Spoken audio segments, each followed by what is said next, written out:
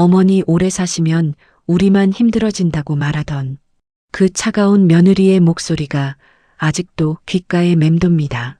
제 아들과 며느리가 저의 죽음을 기다리고 있다는 사실을 그날 알게 됐을 때 정말 세상이 무너지는 것 같았어요. 하지만 저는 포기하지 않았습니다. 오히려 그들에게 제대로 된 교훈을 주기로 마음먹었죠. 안녕하세요. 저는 김정희이고 올해 68살입니다. 남편을 보내고 혼자 살아온 지 10년이 됐어요. 강북에 30억 정도 되는 아파트에서 조용히 지내고 있습니다. 아들 민호는 42살이고 중소기업에서 팀장으로 일하고 있어요. 며느리 지은이는 40살인데 겉으로는 착해 보이지만 속마음은 전혀 달랐어요. 그리고 4살짜리 손녀 다윤이가 있어요. 다윤이는 제가 세상에서 가장 사랑하는 보물 같은 존재예요. 그날은 남편 기일이었어요. 새벽 5시부터 일어나서 정성껏 제사 음식을 준비했습니다. 아들 가족이 온다고 해서 특별히 신경 써서 준비했어요. 남편이 좋아하던 북어국도 끓이고 나물도 여러 가지 무쳤어요. 과일도 예쁘게 깎아서 정성껏 차려놨죠. 기일상이 거의 다 차려졌을 때 부엌에서 나오다가 거실에서 들려오는 이상한 대화를 들었어요. 민호가 누군가와 전화 통화를 하고 있었는데 목소리가 평소와 달랐어요. 뭔가 계산적인 톤이었죠. 엄마 요즘 계속 아프다고 이번 기일이 마지막일 수도 있다고 하더라고요. 그러면 보험금이 바로 나오잖아요. 20억이에요, 20억. 저는 그 말을 듣고 깜짝 놀라서 부엌문 뒤에 숨어서 더 들었어요. 제 귀를 의심했거든요. 그런데 더 충격적인 건 며느리 지은이의 대답이었어요. 정말 차가운 목소리로 이렇게 말하더라고요. 민호야, 난 솔직히 어머니가 오래 사시면 우리만 힘들어져요. 이번에 쓰러지셨다는 얘기 들었을 때 좀 기대했는데 그 순간 제 손에서 국자가 떨어졌어요. 세상이 돌아가는 것 같았어요. 제 아들이 며느리가 제 죽음을 기다리고 있었다니요. 저는 그 자리에서 한참을 서 있었어요. 믿고 싶지 않았거든요. 하지만 분명히 들었어요. 제 귀로 직접 들었다고요. 기일상은 그날 정말 분위기가 이상했어요. 민호와 지은이가 평소보다 더 친절하게 굴었거든요. 어머니 요즘 몸이 안 좋으시죠라고 걱정하는 척 했어요. 혹시 병원 가보셨냐고 물어보기도 했고요. 지은이가 말했어요. 어머니 이 큰 집에 혼자 계시니까 위험하지 않으세요? 이참에 좀 작은 곳으로 이사 가시는 게 어때요? 저는 그때 알았어요. 얘네들이 제 아파트를 노리고 있다는 걸 말이에요. 30억짜리 아파트를요. 민호도 거들었어요. 아파트 팔고 요양원에 가시는 것도 좋을 것 같다고 하더라고요. 좋은 요양원 알아보겠다면서요. 저는 아무 말도 하지 않았어요. 그냥 조용히 듣고만 있었어요. 속으로는 정말 화가 났지만요. 기일이 끝나고 나서 민호 가족이 돌아간 후 저는 혼자 앉아서 많은 생각을 했어요. 정말 제가 들은 게 맞나 싶어서 계속 되짚어 봤어요. 하지만 분명했어요. 제 아들이 제 죽음을 기다리고 있었어요. 며칠 후에 더 확실한 증거를 발견했어요. 지은이가 민호에게 보낸 카톡 메시지를 우연히 보게 됐거든요. 민호가 화장실에 가면서 휴대폰을 거실에 놔둔 거예요. 그때 메시지가 와서 화면에 떴어요. 민호야, 어머니 쓰러지면 바로 보험금 청구할 수 있어요 라고 적혀 있었어요.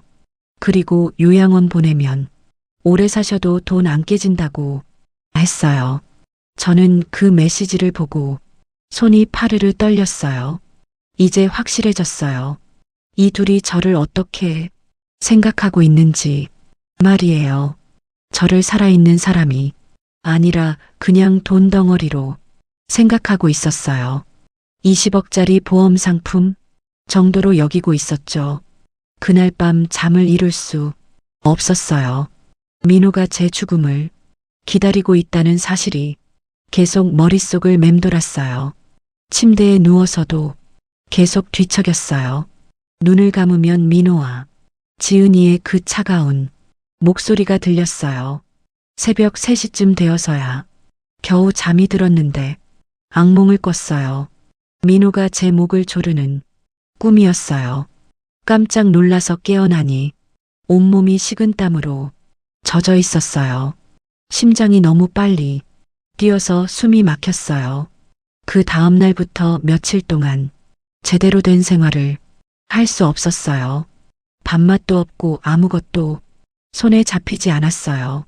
거울을 보니 얼굴이 완전히 늙어 보였어요. 하루 만에 10년은 더 늙은 것 같았어요. 충격이 정말 컸나 봐요. 남편 영정 앞에 앉아서 혼자 중얼거렸어요. 여보, 우리 아들이 이런 아이가 아니었는데 어쩌다 이렇게 됐을까요? 남편이 살아있었다면 정말 슬퍼했을 거예요. 그렇게 예뻐하던 아들이 부모의 죽음을 바란다니 상상도 못했을 거예요. 3일째 되는 날 남편 영정 앞에서 눈물을 펑펑 흘렸어요. 평생 살면서 이렇게 억울하고 서러운 적이 없었어요. 그런데 그때 갑자기 남편 목소리가 들리는 것 같았어요. 정희야, 울지 말고 당당하게 맞서라고 하는 것 같았어요. 남편이 살아있을 때 자주 하던 말이 생각났어요. 사람은 죽을 때까지 정신 바짝 차리고 살아야 한다고 했어요. 그 말을 떠올리니 갑자기 정신이 번쩍 들었어요. 이렇게 당하고만 있을 수는 없다는 생각이 들었어요. 제가 키운 아들이 저를 그렇게 생각한다면 이제 정말로 선을 그어야겠다고 마음 먹었어요. 그날부터 눈물을 그쳤어요. 대신 차분하고 냉정하게 상황을 정리하기 시작했어요. 감정에 휘둘리면 안 된다고 생각했거든요. 민호가 전화를 걸어와도 평소와 다름없이 대답했어요. 아직 계획이 완성되지 않았으니까 들키면 안 됐거든요. 하지만 속으로는 계속 계획을 세우고 있었어요.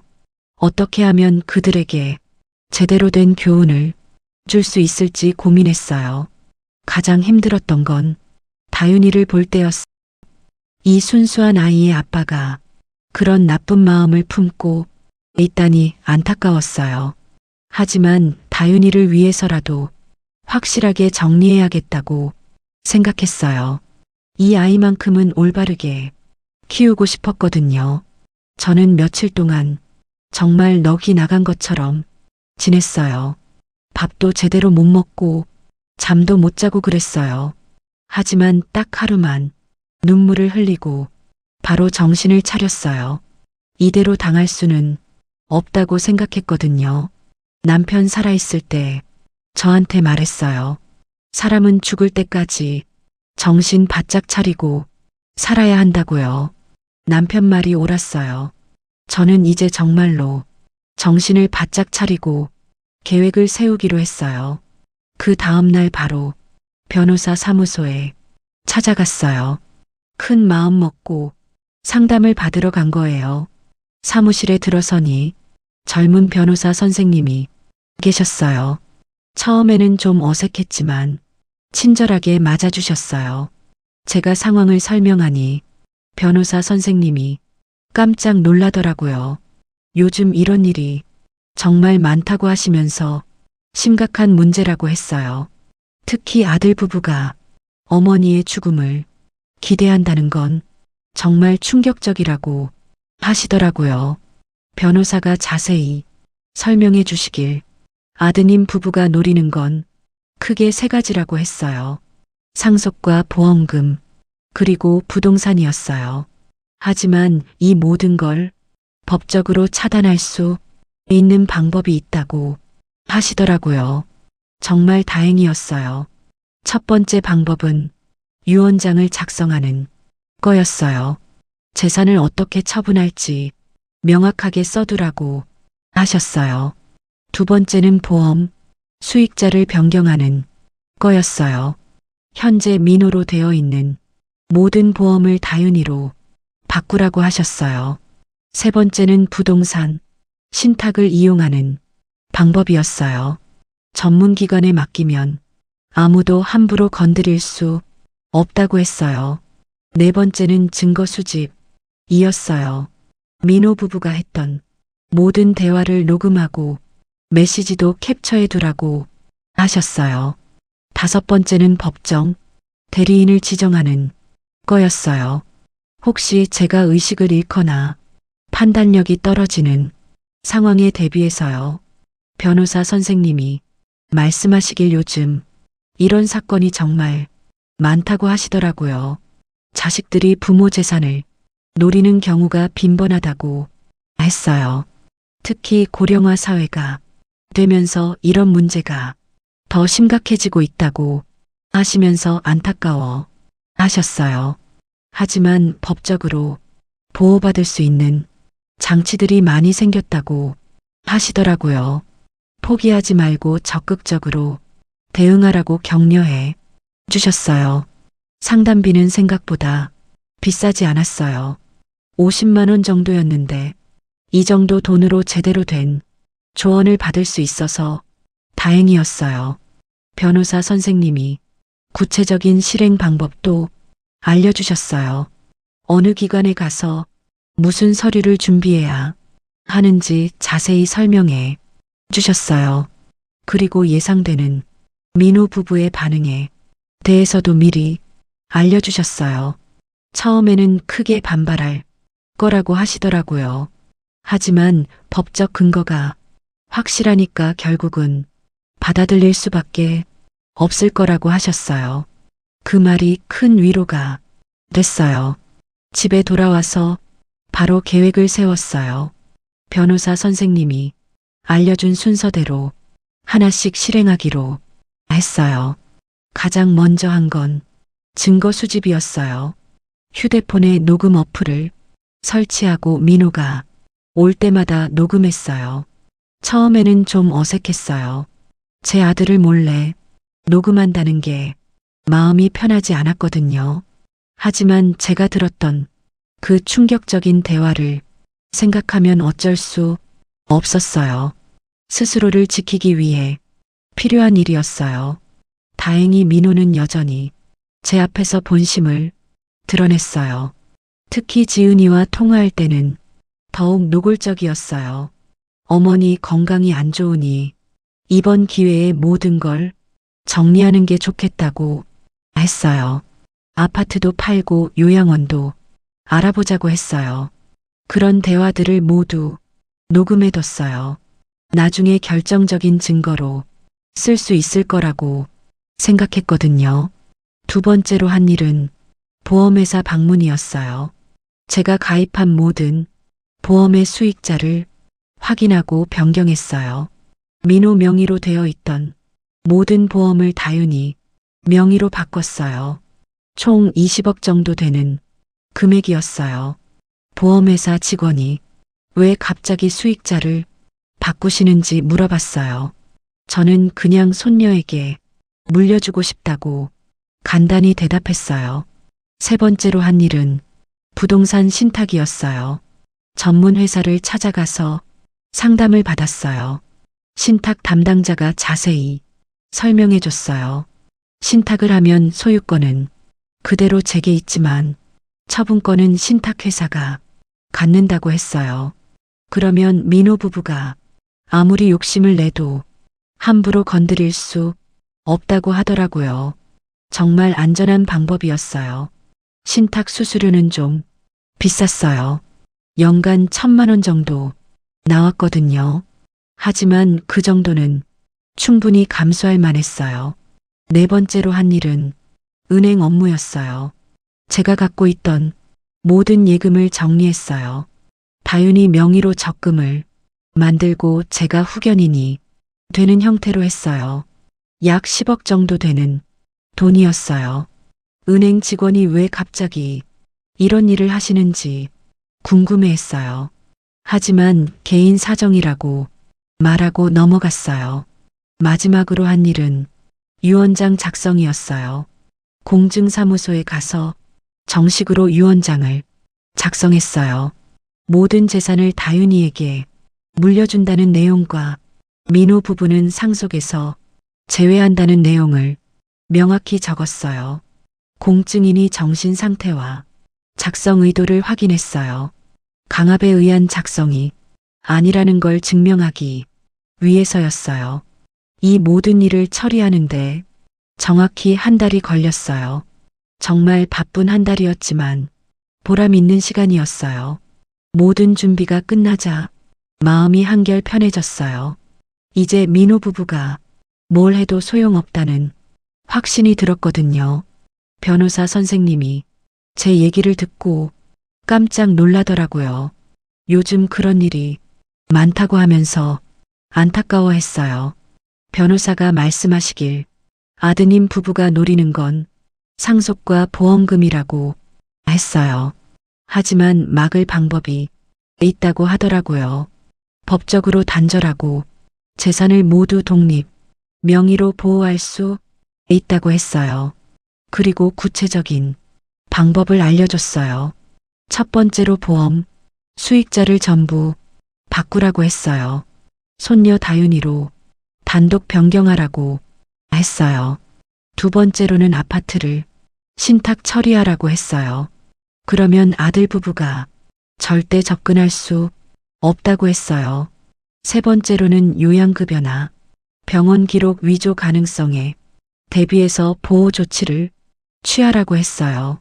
그리고 마지막으로 민호 부부가 했던 대화들을 모두 증거로 남기라고 했어요. 저는 변호사 선생님 말씀을 듣고 정말 속이 시원했어요. 방법이 있다는 게 다행이었어요. 그날 집에 돌아와서 바로 계획을 실행해 옮기기 시작했어요. 더 이상 망설일 시간이 없었거든요. 먼저 휴대폰에 녹음 기능을 켜두고 민호가 올 때마다 대화를 녹음했어요. 민호는 여전히 제 앞에서는 착한 아들 행세를 했어요. 하지만 지은이와 통화할 때는 달랐어요. 어머니가 혼자 살기엔 너무 위험하다고 요양원을 빨리 알아봐야 한다고 했어요. 그리고 아파트 값이 요즘 많이 올랐으니 팔기 좋은 시기라고 했어요. 우리가 관리해 주겠다면서요. 저는 그 모든 대화를 다 녹음해뒀어요. 증거로 쓰려고요. 나중에 필요할 거라고 생각했거든요. 보험회사에도 가서 수익자를 바꿨어요. 민호에서 다윤이로 변경한 거죠. 20억 전부 다윤이 몫으로 만들었어요. 아파트도 신탁 처리했어요. 전문 회사를 통해서 아무도 함부로 건드릴 수 없게 만들었어요. 그리고 은행에 가서 모든 예금도 정리했어요.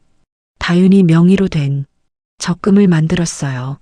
10억 정도 되는 돈이었죠. 이 모든 일을 처리하는데 한 달 정도 걸렸어요. 조용히 혼자서 다 처리했어요. 민호는 전혀 모르게요. 그런데 그 사이에 민호 부부의 행동이 더 노골적이 됐어요.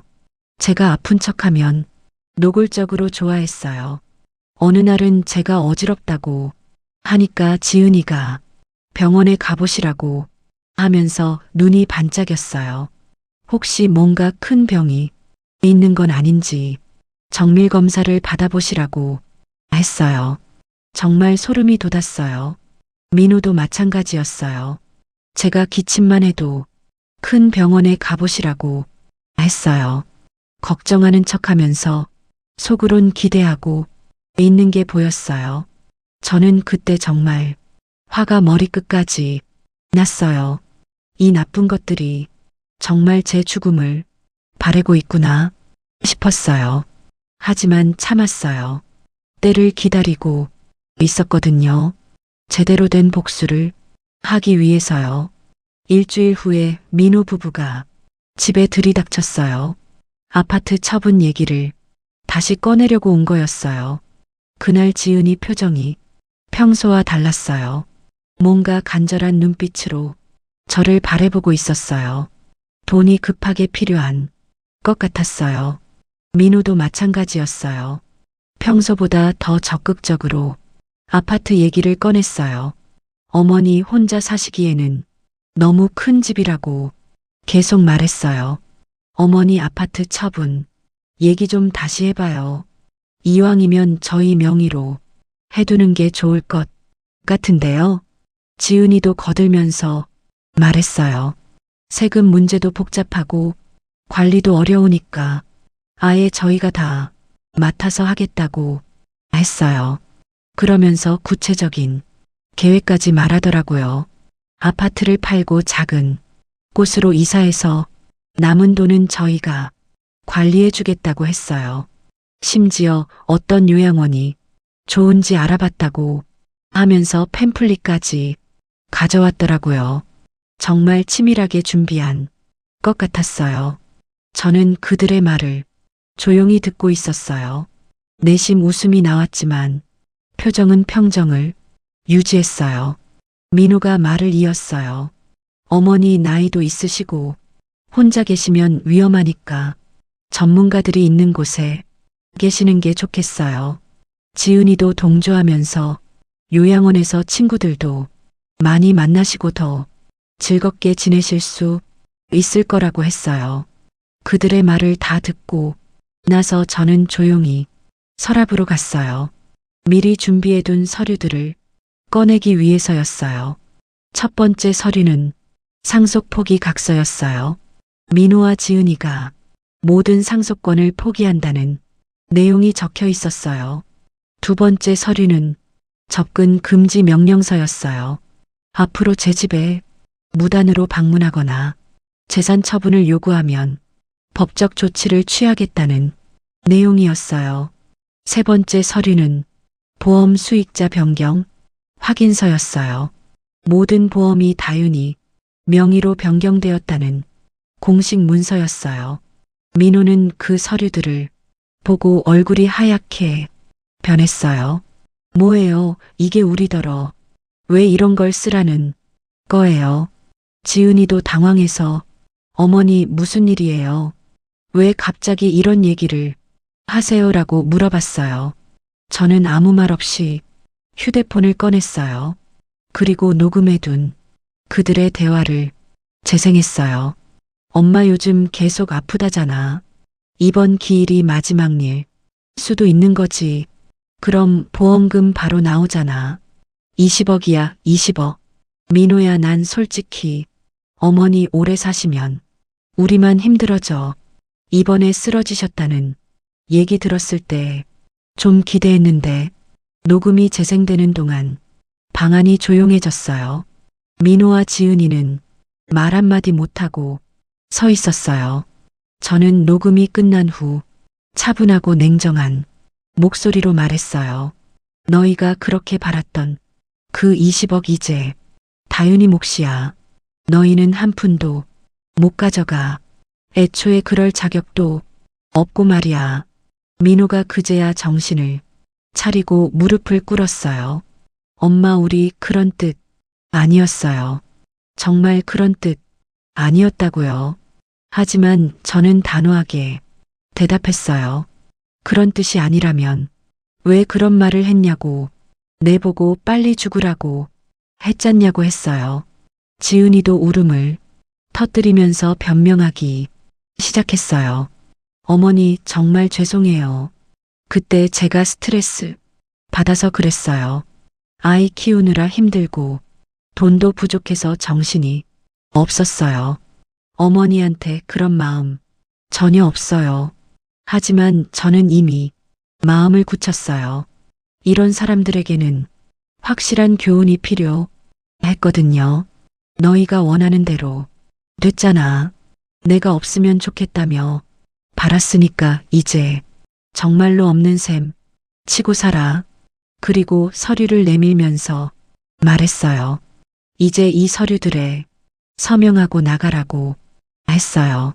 민호가 계속 애원했어요. 엄마 제발 용서해 주세요. 다시는 그런 말 안 할게요. 기회를 한 번만 더 주세요. 하지만 저는 흔들리지 않았어요. 이미 모든 서류는 처리됐고 되돌릴 수 없다고 단호하게 말했어요. 아파트는 신탁 처리했고 보험 수익자도 바뀌었고 모든 예금도 다윤이 명의로 변경됐다고 알려줬어요. 그리고 앞으로는 집에 함부로 오지 말고 다윤이도 만나지 말라고 경고했어요. 민호 부부는 그날 완전히 절망한 표정으로 집을 나갔어요. 자신들의 계획이 완전히 무산된 걸 깨달았거든요. 며칠 후에 더욱 통쾌한 소식이 들려왔어요. 민호가 회사에서 큰 문제를 일으켰다는 거였어요. 알고 보니 민호가 회사 돈을 개인적으로 사용한 게 발각된 거였어요. 보험금을 미리 받을 수 있다고 생각해서 무리하게 투자했다가 손해를 본 거였어요. 회사에서는 즉시 감사를 실시했고 민호의 비리가 줄줄이 발견됐어요. 결국 징계를 받고 강등됐어요. 지은이도 마찬가지였어요. 친정에서 이 소식을 듣고 크게 실망했어요.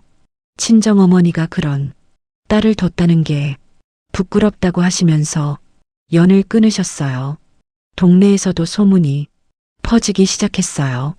어머니 죽기를 바랐다는 패륜 부부라고 하면서 사람들이 수군거렸어요. 처음에는 믿지 않는 사람들이 많았어요. 민호가 워낙 겉으로는 착한 아들로 보였거든요. 하지만 점점 사실이 알려지면서 분위기가 바뀌었어요. 마트에서 장을 볼 때 아는 할머니가 저에게 와서 말씀하셨어요. 정희 씨 정말 잘했어요. 그런 자식들한테는 그래야 한다고요. 그분이 말씀하시길 요즘 젊은 사람들이 부모를 뭘로 보는지 모르겠다고 하시면서 화를 내시더라고요. 다른 할머니들도 저를 지지해 주셨어요. 우리 나이에 당하고만 살 수는 없다고, 용기 있게 행동했다고 칭찬해 주셨어요. 특히 같은 아파트에 사는 윗집 할머니는 저를 정말 부러워 하셨어요. 자기도 며느리 때문에 고민이 많다고 하시면서 저처럼 할 용기가 없어서 부럽다고 하셨어요. 동네 슈퍼 사장님도 제 편을 들어주셨어요. 민호가 가끔 오면 차갑게 대했어요. 어머니한테 그럴 수 있냐고 핀잔을 주기도 했어요. 반면에 민호 부부를 보는 시선은 정말 차가워졌어요. 길에서 마주치면 사람들이 수군거리며 피했어요. 지은이가 마트에 가면 계산할 때도 직원들이 불친절하게 대했다고 해요. 그런 며느리한테 물건을 팔기 싫다는 표정이었다고 하더라고요. 아파트 관리사무소에서도 민호 부부를 달리 보기 시작했어요. 관리비 연체되면 바로 독촉장을 붙였고 민원 처리도 대충 했어요. 다윤이 어린이집에서도 소문이 났나 봐요. 다른 학부모들이 지은이를 피하기 시작했어요. 아이들 생일 파티에도 초대하지 않았어요. 동네 미용실에서도 지은이가 오면 분위기가 어색해졌어요. 미용사분이 말을 별로 안 걸고 빨리 끝내려고 했다고 해요. 심지어 동네 병원에서도 민호 부부를 곱지 않은 시선으로 봤어요. 부모한테 그럴 수 있는 사람들이라고 생각하니 신뢰가 안 간다고 하더라고요. 반대로 저에 대한 사람들의 시선은 완전히 달라졌어요.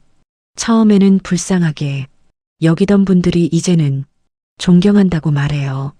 길에서 만나면 먼저 인사하시고 안부도 물어보세요.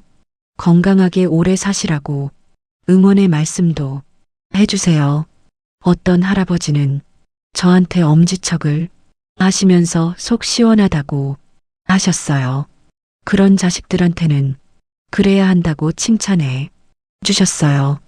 교회에서도 저를 본받아야 할 사람이라고 말하더라고요. 나이가 들어도 당당하게 사는 모습이 훌륭하다고 하셨어요. 동네 경로당 할머니들도 제 얘기를 자주 하세요. 자식이 잘못되면 부모가 바로 잡아야 한다고, 제가 옳은 일을 했다고 말씀하세요. 이런 주변의 지지가 저에게 큰 힘이 됐어요. 혼자가 아니라는 생각이 들어서 외롭지 않았어요. 오히려 더 당당해졌어요. 그들이 사는 아파트 주민들도 이 소식을 들었나 봐요. 지은이가 마트에 가면 사람들이 피한다고 하더라고요. 민호는 회사에서도 완전히 왕따가 됐어요. 동료들이 그런 사람과 함께 일하기 싫어한다고 했어요. 특히 나이 드신 상사분들이 민호를 정말 못마땅해 했어요. 부모에게 그런 마음을 품는 사람은 믿을 수 없다고 하셨어요. 결국 민호는 회사를 그만두게 됐어요. 더 이상 눈치가 보여서 견딜 수 없었나 봐요.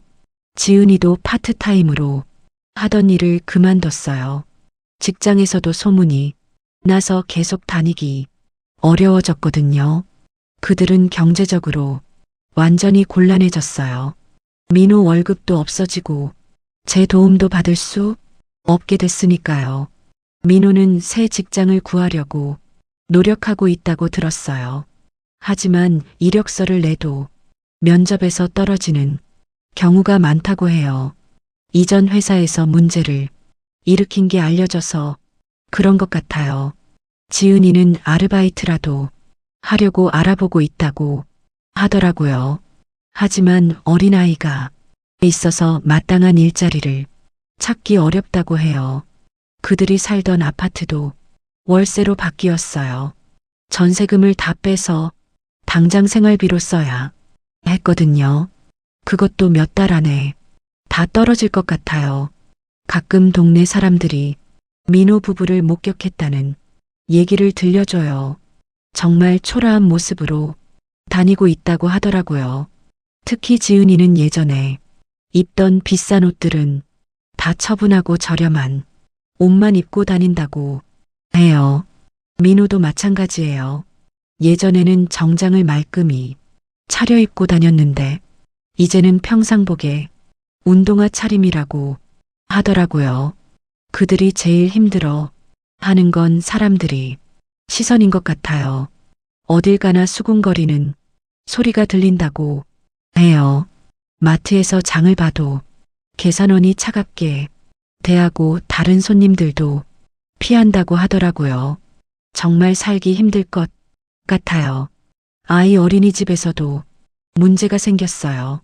다른 학부모들이 꺼려해서 다윤이가 따돌림 당할까봐 걱정돼서 어린이집을 옮겼다고 들었어요. 민호가 가끔 저를 멀리서 지켜보는 것 같아요. 다윤이 어린이집 앞에 서성거리는 모습을 목격한 분이 계셨어요. 하지만 가까이 오지는 못해요. 접근 금지 명령이 내려져 있거든요. 경찰에 신고하면 바로 잡혀가니까요. 지은이도 마찬가지예요. 마트에서 저를 봤다고 하는데 급하게 피해 갔다고 하더라고요. 마주치기 민망해서 그런 것 같아요. 그들이 친정이나 처가에 도움을 요청했다는 소문도 들렸어요.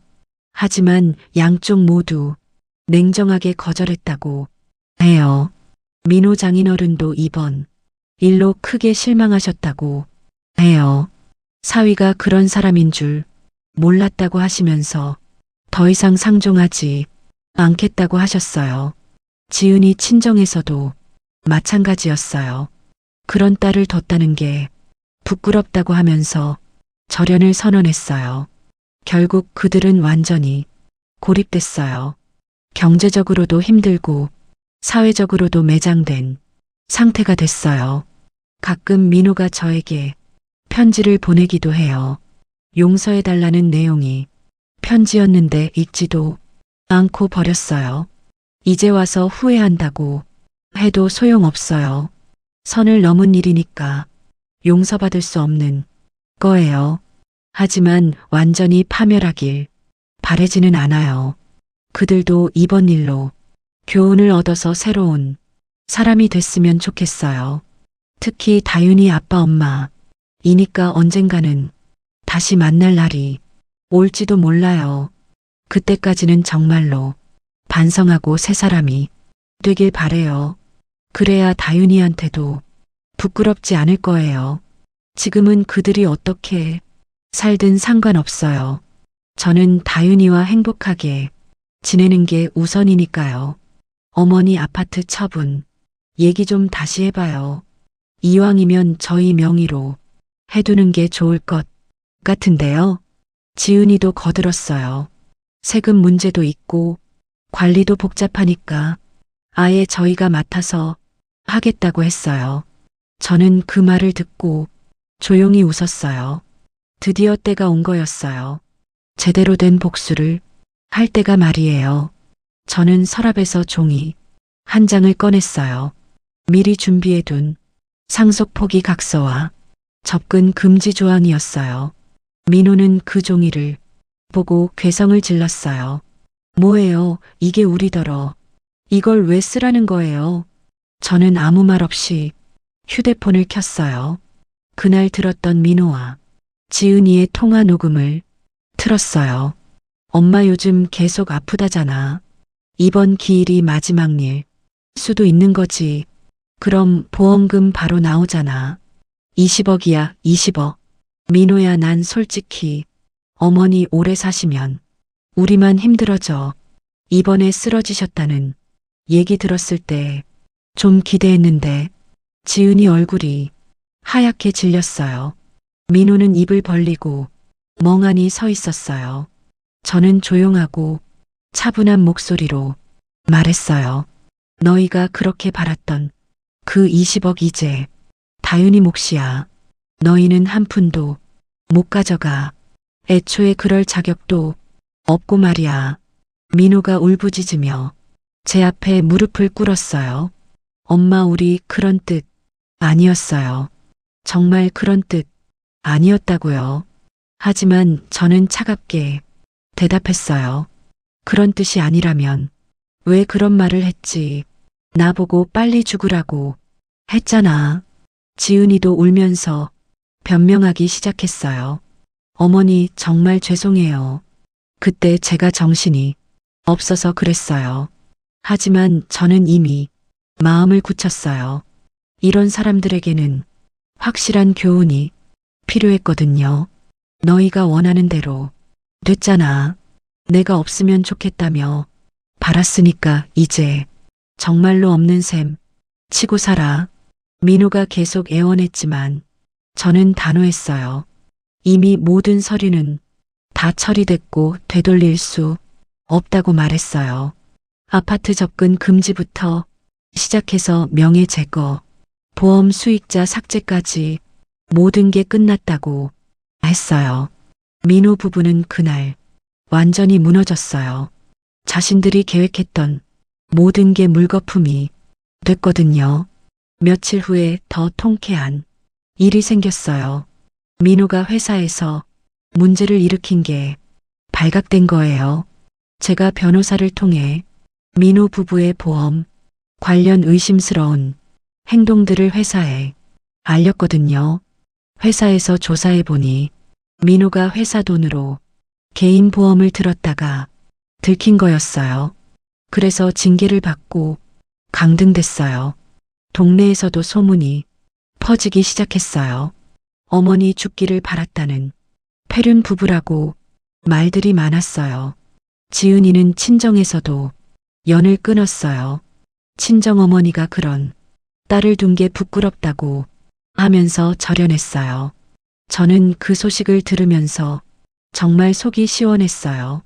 악한 일을 하면 반드시 대가를 치르게 되어 있나 봐요. 하지만 제일 중요한 건 손녀 다윤이었어요. 이 아이만큼은 제가 제대로 키워야 했어요.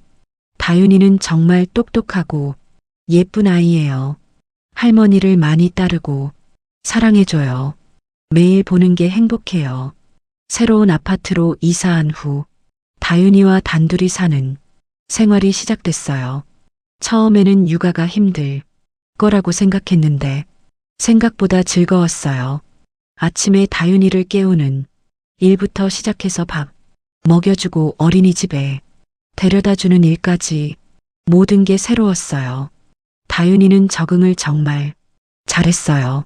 할머니랑 살게 됐다고 하니까 오히려 좋아했어요. 할머니가 더 많이 놀아준다고 했어요. 저녁에 어린이집에서 데려올 때마다 다윤이가 오늘 뭐 했는지 자세히 말해줘요. 친구랑 놀았던 얘기, 선생님이 읽어준 책 얘기까지 다 해줘요. 주말에는 공원에 가서 같이 놀아줘요. 다윤이가 그네 태워 달라고 하면 1시간이라도 밀어줘요. 아이 웃는 모습이 세상에서 제일 예뻐요. 저는 다윤이한테 올바른 가치관을 심어주려고 노력하고 있어요. 돈보다 사람이 중요하다는 걸 가르쳐 주고 있어요. 다윤이한테 자주 말해줘요. 할머니를 사랑하는 마음이 제일 소중하다고, 돈으로는 살 수 없는 것이라고 해요. 그리고 다른 사람을 배려하는 마음도 가르치고 있어요. 어린이집에서 친구들과 사이좋게 지내라고 매일 말해줘요. 다윤이 교육비는 걱정 없어요. 제가 모든 재산을 다윤이 명의로 해뒀으니까 좋은 교육을 받을 수 있어요. 피아노도 배우게 해주고 발레도 시켜주려고 해요. 다윤이가 원하는 건 뭐든 해줄 수 있어요. 하지만 버릇없게 키우지는 않을 거예요. 다윤이가 커서 훌륭한 사람이 되도록 도울 거예요. 남을 배려하고 효도할 줄 아는 사람으로 키우고 싶어요. 가끔 다윤이가 아빠, 엄마 얘기를 해요. 언제 만날 수 있냐고 물어보기도 해요. 그럴 때마다 가슴이 아파요. 하지만 아직은 만날 수 없다고 말해줘요. 아빠 엄마가 잘못을 해서 혼나고 있다고 아이 수준에 맞춰서 설명해줘요. 다윤이가 더 크면 진실을 말해줄 거예요. 하지만 아빠 엄마를 미워하지는 않도록 가르칠 거예요. 새 어린이집 선생님들은 정말 좋으세요. 다윤이를 잘 돌봐주시고 제게도 육아에 대한 조언을 해주세요. 다윤이 친구들도 착한 아이들이에요. 집에 놀러 오기도 하고 다윤이도 친구 집에 놀러 가기도 해요. 저는 다윤이 친구들, 부모님들과도 좋은 관계를 유지하려고 노력해요. 다윤이가 외롭지 않게 하려고요. 앞으로 다윤이와 함께 더 많은 추억을 만들고 싶어요. 여행도 가고 맛있는 것도 먹고 즐거운 시간을 보낼 거예요. 다윤이가 20살이 될 때까지는 제가 건강하게 살아서 잘 키워낼 거예요. 그게 제 마지막 의무라고 생각해요. 이 아이를 통해서 새로운 희망을 얻었어요. 다윤이가 있어서 남은 인생이 정말 기대됩니다. 민호가 마지막으로 찾아와서 울부짖었어요. 다윤이라도 볼 수 있게 해달라고 애원했어요. 하지만 저는 단호하게 거절했어요. 다윤이는 내가 키울 거야. 너희가 위험하다는 걸 세상 모두가 알았거든. 그 후로 저와 다윤이는 새로운 삶을 시작했어요. 더 좋은 곳으로 이사해서 둘만의 행복한 시간을 만들어가고 있어요. 요즘 다윤이와 함께 공원에 산책을 가면서 정말 행복해요. 이 아이와 함께라면 남은 인생이 기대돼요. 민호 부부는 가끔 멀리서 저희를 지켜보는 것 같아요. 하지만 더 이상 가까이 오지는 못해요. 접근 금지 명령이 내려져 있거든요. 법적으로도 제대로 보호받고 있어요. 동네 사람들이 저에게 말해요. 정말 잘했다고. 그런 자식들에게는 그 정도 교훈이 필요하다고요. 어떤 할머니는 제게 부러워한다고 했어요. 자기도 그런 용기가 있었으면 좋겠다고. 말씀하시더라고요. 저는 그분들께 말씀드려요. 우리 나이에 포기하면 안 된다고요. 끝까지 당당하게 살아야 한다고요. 자식이 잘못된 길로 가면 부모가 바로잡아 줘야 하는 거예요. 그게 진짜 부모의 역할이라고 생각해요. 민호가 어렸을 때는 정말 착한 아이였어요. 제 말씀도 잘 듣고 효도도 잘했어요. 초등학교 다닐 때는 매일 학교에서 돌아오면 엄마라고 부르며 저한테 달려왔어요. 오늘 학교에서 뭐 했는지 자세히 말해주곤 했죠. 숙제할 때도 꼼꼼했어요. 저한테 검사받고 틀린 곳이 있으면 다시 고쳐서 보여줬어요. 정말 성실한 아이였죠. 중학교 때는 키가 갑자기 많이 컸어요. 밥도 엄청 많이 먹고 운동도 열심히 했어요. 축구부에서 활동하면서 건강하게 자랐어요. 고등학교 입학할 때 민호가 저한테 말했어요. 엄마 고등학교 가면 열심히 공부해서 좋은 대학교 갈게요. 그때 정말 기특했어요. 다른 또래 아이들은 놀기만 하는데 민호는 공부에 대한 목표가 확실했거든요. 수능 볼 때도 정말 열심히 준비했어요. 밤늦게까지 공부하면서 자신의 꿈을 위해 노력하는 모습이 대견했어요. 대학교에 합격했을 때 민호가 저를 꼭 안아주면서 말했어요. 엄마 덕분이라고 고마워한다고요. 대학교 다닐 때도 방학 때마다 집에 와서 제 안부를 물어봤어요. 몸 건강하신지, 힘든 일은 없으신지 세심하게 챙겨줬어요. 졸업하고 취업했을 때도 첫 월급으로 저한테 선물을 사줬어요. 예쁜 목걸이였는데 정말 감동했어요. 엄마 평생 고생만 시켜드려서 죄송하다고 앞으로는 제가 효도하겠다고 말했어요. 그때는 정말 믿었어요. 지은이와 사귄다고 처음 말했을 때도 기억나요. 정말 좋은 사람을 만났다고 하면서 눈을 반짝였어요. 지은이를 처음 집에 데려왔을 때 민호가 얼마나 긴장했는지 몰라요. 엄마가 좋아해 주셨으면 좋겠다고 계속 말했어요. 지은이도 처음에는 정말 예의 바르고 착해 보였어요. 저한테 어머니라고 부르면서 친딸처럼 굴었어요. 결혼 준비할 때도 저와 상의해가며 하나하나 정했어요. 어머니 의견이 제일 중요하다고 했어요. 결혼식 날에는 정말 행복했어요. 민호가 턱시도 입고 지은이 옆에 서니까 정말 멋진 부부 같았어요. 그때는 앞으로 행복한 일만 있을 거라고 생각했어요. 좋은 며느리 얻고 곧 손주도 볼 수 있을 거라고 기대했죠. 다윤이가 태어났을 때는 정말 기뻤어요. 첫 손녀라서 더욱 사랑스러웠어요. 민호도 지은이도 정말 좋아했어요. 다윤이를 처음 안았을 때 그 느낌을 잊을 수 없어요. 정말 작고 소중한 생명이었어요. 이 아이를 위해서라도 행복한 가정을 만들어야겠다고 생각했어요. 처음 몇 년은 정말 화목했어요. 명절 때마다 다 같이 모여서 즐거운 시간을 보냈어요.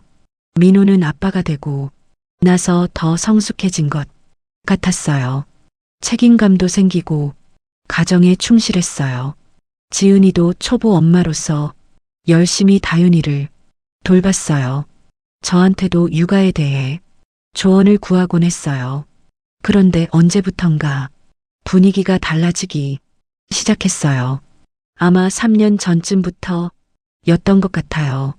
지은이가 점점 욕심이 많아지는 것 같았어요. 비싼 옷이나 가방을 자주 사더라고요. 민호 월급으로는 감당하기 어려울 텐데 말이에요. 민호도 승진에 대한 욕심이 생긴 것 같았어요. 회사에서 인정받으려고 무리하는 모습이 보였어요. 그러면서 자연스럽게 돈 얘기를 자주 하게 됐어요. 집 마련하려면 돈이 많이 든다고 하면서 고민이 많아 보였어요. 저는 그때 도와주고 싶었어요. 아들 가족이 어려우면 부모가 도와주는 게 당연하다고 생각했거든요. 그래서 몇 번 용돈을 드리기도 했고 다윤이 교육비도 지원해줬어요. 기꺼이 해준 일이었어요. 하지만 그런 제 마음을 민호 부부는 당연하게 여기기 시작했어요. 점점 더 많은 걸 요구하게 됐어요. 특히 지은이가 노골적으로 제 재산에 관심을 보이기 시작했어요. 어머니 아파트 값이 많이 올랐다고 하면서 부러워했어요. 그리고 제가 혼자 사는 게 아깝다고 하면서 작은 곳으로 이사하시는 게 어떻냐고 넌지시 말하기도 했어요. 저는 그때도 단순히 걱정해서 하는 말인 줄 알았어요. 설마 제 재산을 노리고 하는 말인 줄은 꿈에도 몰랐어요. 민호도 점점 변했어요. 예전처럼 자주 안부를 묻지 않게 됐고 만나면 돈 얘기만 하게 됐어요. 특히 보험 얘기를 자주 꺼냈어요. 어머니도 보험 좀 더 들어두시는 게 좋겠다고 하면서 여러 가지 상품을 추천했어요. 저는 아들이 제 걱정을 해주는 거라고 생각했어요. 그래서 민호가 추천하는 보험에 가입하기도 했어요. 지금 생각해보니 그때부터 계획적으로 접근한 것 같아요. 제가 죽으면 받을 수 있는 돈을 계산하면서 말이에요. 정말 섬뜩한 일이에요. 자식이 부모 보험금을 계산하고 있었다니 상상도 못했어요.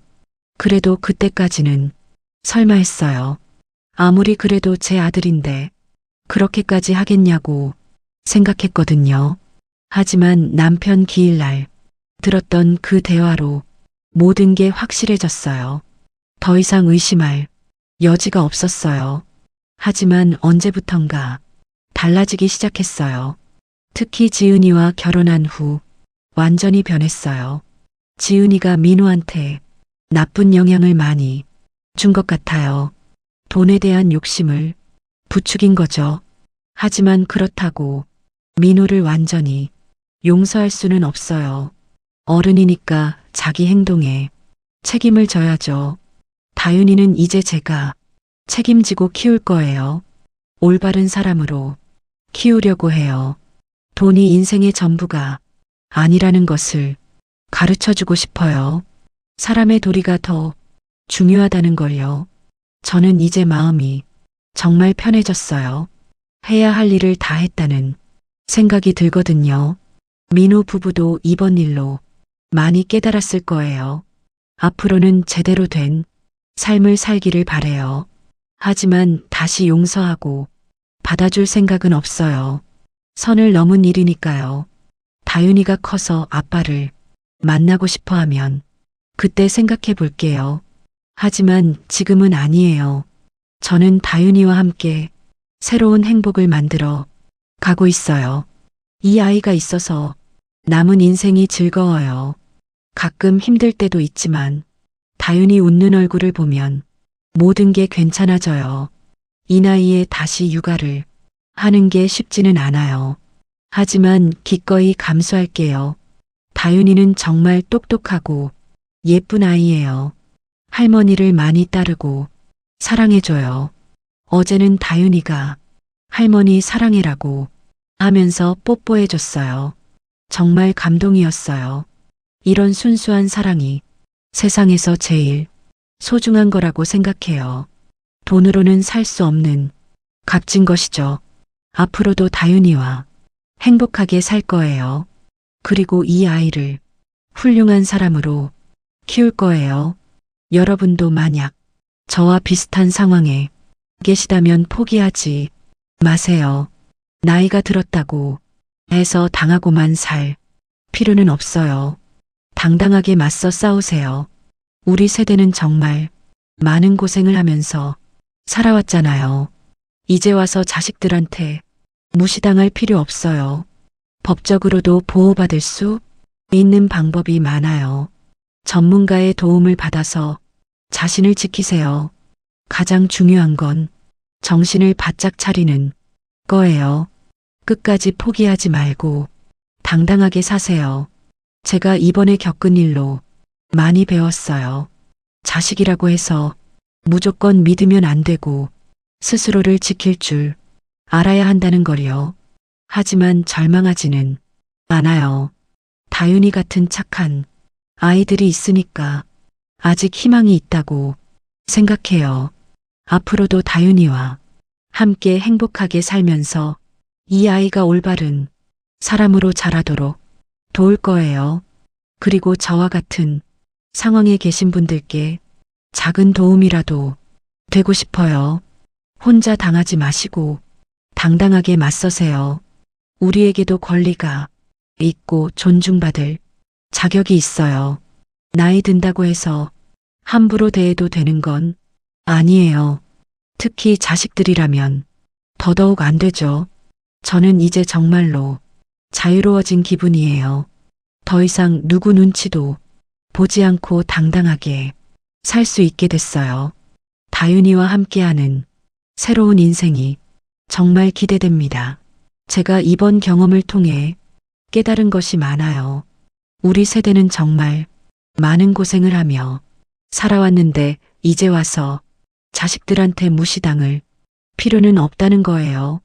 특히 재산 문제에서는 더욱 신중해야 해요. 자식이라고 해서 무조건 믿으면 안 돼요. 미리미리 법적으로 보호받을 수 있는 장치를 만들어 두세요. 유언장 작성부터 시작해서 재산 신탁, 보험 수익자 변경, 이런 것들이 정말 중요해요. 혼자서 하기 어려우면 전문가의 도움을 받으시길 바래요. 상담비가 좀 들더라도 나중에 큰 피해를 막을 수 있어요. 100원 아끼려다가 100만 원 잃는 일은 없어야 하잖아요. 그리고 건강을 잘 챙기세요. 몸이 건강해야 정신도 맑아져요. 규칙적인 운동과 식사가 정말 중요해요. 친구들과의 관계도 소중히 하세요. 혼자 있으면 우울해지고 잘못된 생각만 하게 돼요. 사람들과 어울리면서 활기찬 생활을 하세요. 새로운 취미를 갖는 것도 좋아요. 책 읽기나 그림 그리기, 원예나 등산 같은 것들 말이에요. 정신 건강에 정말 도움이 돼요. 무엇보다 당당하게 사세요. 우리가 이 나라를 일으켜 세운 세대 아닙니까? 전쟁의 폐허에서 이만큼 발전시킨 주역들이에요. 자부심을 갖고 살아야 해요.